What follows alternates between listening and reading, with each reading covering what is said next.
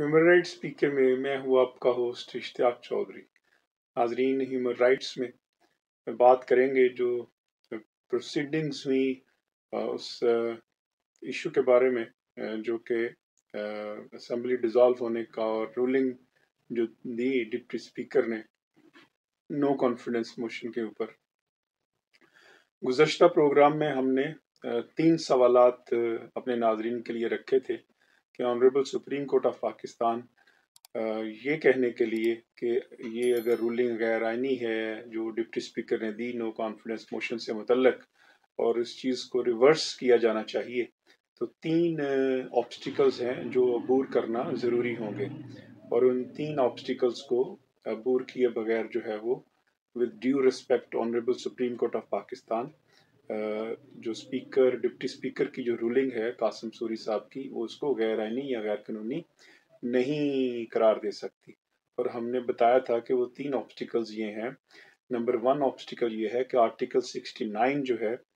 वो अख्तियार देता है पार्लियामेंट की किसी भी प्रोसीडिंग्स को किसी भी कोर्ट में चैलेंज नहीं किया जा सकता, और उसकी सब क्लास जो 2 है वो भी कहती है कि किसी भी मेंबर को इस सिलसिले में बुलाया भी नहीं जा सकता। तो गोया पार्लियामेंट्री इम्यूनिटी की बिना के ऊपर जो 69 में दी है आर्टिकल, इसको अबूर करना ज़रूरी है सबसे पहले, और इसको अबूर किए बगैर आगे नहीं बढ़ा जा सकता। दूसरा ऑब्स्टिकल ये है कि जो रूलिंग है उसकी एविडेंस, ये जो रूलिंग गैर कानूनी है, गैर आइनी है, इसकी जो इंटरप्रिटेशन दरकार होगी आर्टिकल 5 की, और उसमें एविडेंस दरकार होगी, और एविडेंस रिकॉर्ड किए बगैर उसके ऊपर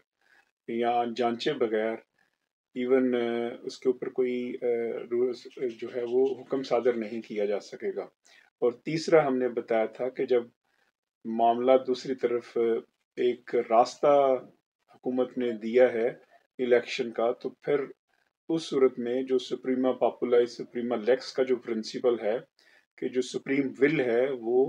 of the people is the law, यानी कि जो अवाम की मंशा है वही कानून है और वही सुपीरियर कानून है। तो जब इलेक्शन का अनाउंस हो चुका है तो फिर उस सूरत में इस प्रिंसिपल के तहत जो है वो फिर अवाम में क्या ना जाया जाए, इससे कोर्ट को आगे निकलना होगा, और ये 3 ऑब्स्टिकल क्रॉस करने के बाद ही फिर कोई honourable supreme court of Pakistan with due respect जो है वो गैर आइनी करार दे सकती है या गैर कानूनी करार दे सकती है। और आज की प्रोसीडिंग्स में वही हुआ जिसका हमने इजहार किया था। और बावजूद इसके कि फ़रूक एच नायक साहब ने कहा कि आज ही इसका फैसला होना चाहिए, और जिसके जवाब में मुअज़्ज़ज़ अदालत का कहना था कि ये फैसला हवा में नहीं किया जा सकता, इसके लिए हमें तमाम पार्टी को सुनना होगा। और फिर ये सवालात भी सामने आए कि अपोजिशन ने क्यों जो पार्लियामेंट्री कमेटी की प्रोसीडिंग्स थी उसमें शमूलियत अख्तियार नहीं की, इसकी क्या वजह है, क्या जानबूझकर नहीं की, तो फिर इससे क्या तसल्ली लिया जाए। तो ये काउंटर और आर्गूमेंट्स जो थे ये सारी इस बात की दलील है और ये बताते हैं कि केस का फैसला इतनी जल्दी नहीं होगा और ये मामला आगे जाएगा। ये 2 हफ्ते 3 हफ्ते तक भी आगे जा सकता है। लेकिन इसके साथ दूसरी तरफ अब अगर आप मूव देखें जो हुकूमत की तरफ से मूव है, वो एक 1 स्टेप से फिर सेकंड स्टेप और थर्ड स्टेप वो आगे को जा रही है। यानी कि जो ही उन्होंने गुज़श्ता रोज़ रूलिंग में रिजेक्ट की जो नो कॉन्फिडेंस मोशन थी, उसके साथ ही असम्बलीज डिसॉल्व हो गई, और असम्बली डिसॉल्व होने के बाद जो है वो अब सदर ने नाम मांग लिया अपोजिशन लीडर से भी और हुकूमती लीडर ऑफ द हाउस से भी। और अब तक की इतला के मुताबिक जो जस्टिस साबिक जो ऑनरेबल चीफ जस्टिस गुलजार अहमद हैं, उनका नाम हुकूमत ने तजवीज़ किया है बतौर निगरान वज़ीर आज़म पाकिस्तान के, जबकि दूसरी तरफ से कोई नाम सामने नहीं आया। तो इस सूरत हाल में जब दूसरी तरफ से नाम सामने नहीं आया तो इसका मतलब ये है कि गुलजार अहमद खान जो गुलजार अहमद साहब हैं वही वज़ीर आज़म निगरान वज़ीर आज़म बन सकते हैं। اور اگر اس پہ کنسنسس نہیں ہوتا اور ان کی طرف سے کوئی دوسرا نام آتا ہے تو پھر معاملہ جائے گا پارلیمنٹری کمیٹی میں، اور اسپیکر کی طرف سے جو کانسٹیٹیوٹ ہوگی، اور اس میں پھر جو ہے معاملہ اس میں اگر حل نہیں ہوتا، 2 نامنیز آئیں گے، 2 حکومت کی طرف سے، 2 اپوزیشن کی طرف سے، اور وہ بھی 3 ڈیز میں ہوگا. یعنی کہ اگر نیکسٹ 3 ڈیز میں اگر اس پہ نہیں بھی ہوتا کنسنسس تو نیکسٹ 3 ڈیز میں وہ ہوگا، اور اس میں بھی اگر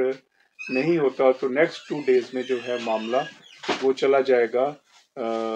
وہاں پہ جو الیکشن کمیشن آف پاکستان ہے. الیکشن کمیشن آف پاکستان اس کنٹروورسی کو ریزالو کر دے گا اور نگران وزیر اعظم سامنے آ جائے گا. اب یہ دیکھیں کہ within just a week, یعنی کہ by the end of this week جو ہے نگران وزیر اعظم کون ہوگا وہ سامنے آ جائے گا، اور نگران وزیر اعظم جب سامنے آئے گا تو وہ اپنی نگران کیبنٹ بھی اناؤنس کر دے گا the same day. So by the end of جو سنڈے ہے، اگر وہ نگران وزیر اعظم آ کے نگران حکومت کا قیام بھی آ جاتا ہے تو پھر جو ہے اپوزیشن کہاں پہ کھڑی ہوگی اور کہاں پہ کھڑی ہے، دیٹ از دا کوشچن. اور اس صورتحال کے اندر اب لگ یہی رہا ہے کہ